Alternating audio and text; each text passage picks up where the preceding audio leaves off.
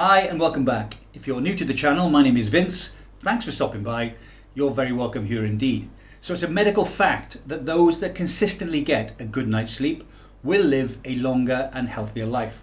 Now in this video, I'm going to share with you 6 ways that you can use to fall asleep quickly and then get a good night's long, rejuvenating sleep. Enough from me, let's jump into the video and see how you can do it. This is the second video in my series on sleep. Although I started the channel to record my NMN experiment, I quickly found out that taking NMN as a supplement is not a silver bullet.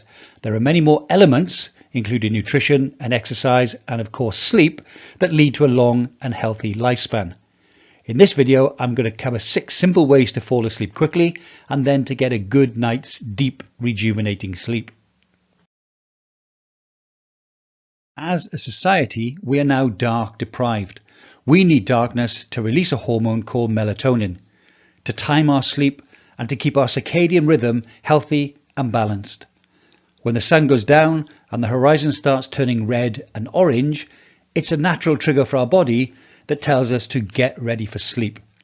But now, in the modern era, because of Thomas Edison's invention, when the sun has gone down, we switch on powerful streetlights, car headlights, reading lamps, white and blue light emitting electronic devices, and our body thinks the sun is still up.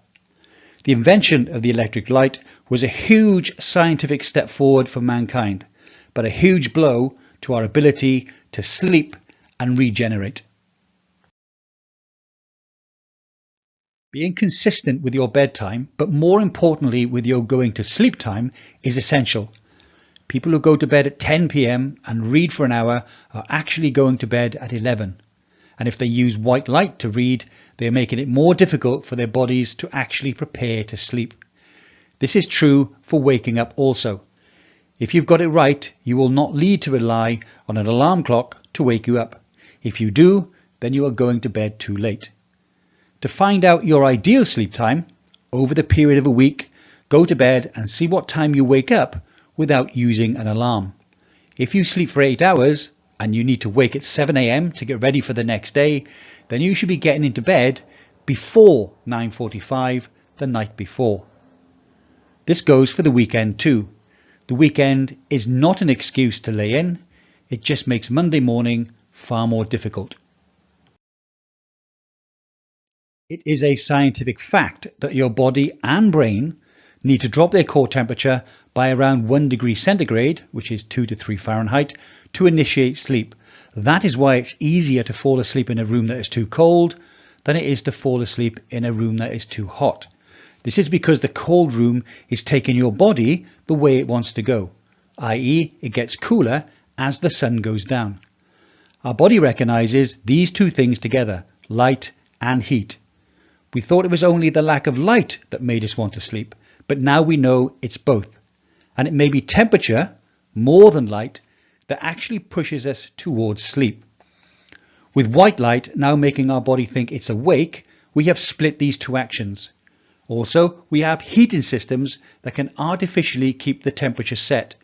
Very few people actually make a conscious effort to set their bedroom temperature lower than the rest of the house. In some cases, it is the opposite. We now live in bright, warm spaces, and this is the direct opposite of what we need to get a good night's sleep. It took me about 2 months to get a temperature that I liked. The AC in my bedroom is now set 2 degrees lower than the rest of the house, and I have 2 digital thermometers that I use to monitor the temperatures. Taking a warm shower or bath ensures that your body's core temperature drops.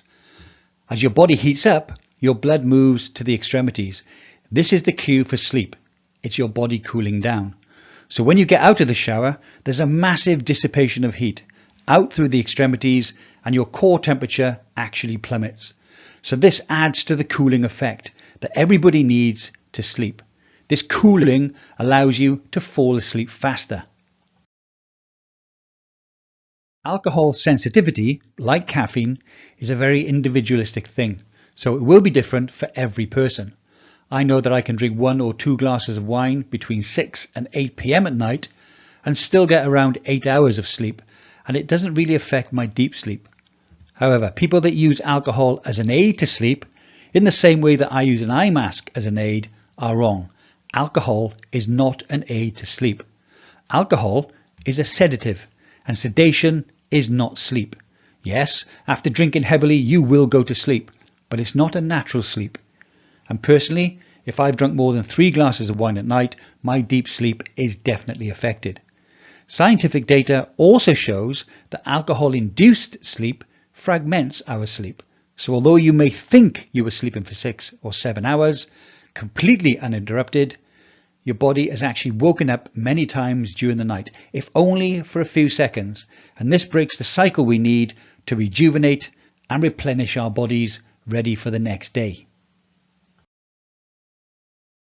Listening to sleep music or sleep noises certainly help me when going to sleep, and there are many scientific studies that bear this fact out. I found that I fell asleep quicker when I had music on in the background, and actually the most relaxing was the sound of thunder and rain. That said, I now have 4 audio files that I like to rotate through. I have started to upload black screen videos to the channel, the ones that I found most soothing, so you can try them out too. Well, I hope you found that interesting or informative, hopefully both. I think the hardest one that it took me to come to terms with, and my family are still coming to terms with it, is consistency. So when I say to them at 10 to 10, let's start wrapping it up, let's start moving upstairs, and I get the cries of, it's the weekend, or I don't have school tomorrow, and I say, I don't care. Whatever you're doing now, whatever you're watching now, can wait 8 hours, and it'll still be there when we wake up at 7 or 8 o'clock tomorrow morning.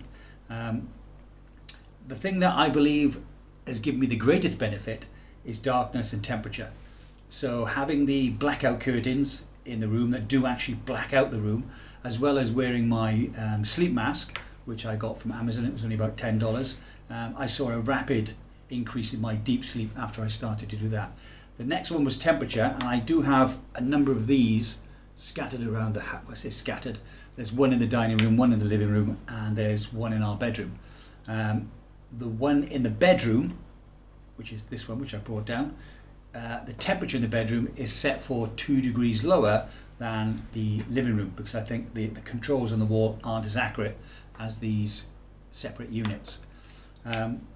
So none of this is actually very expensive to do unless you're going to get properly fitted blackout curtains. The mask is only $10. I think these are a couple of dollars on Amazon. I think you should look at those. You may need to get a monitor to actually monitor your deep sleep if you haven't got one, and I'd give it a go, because as I said before, it's a medical fact that those people that do get consistent, deep, rejuvenating sleep do live a longer and healthier life. Well, that's it for today. Thanks for watching. I hope to see you in the next video. As always, please take care, and I'll see you soon. Bye for now.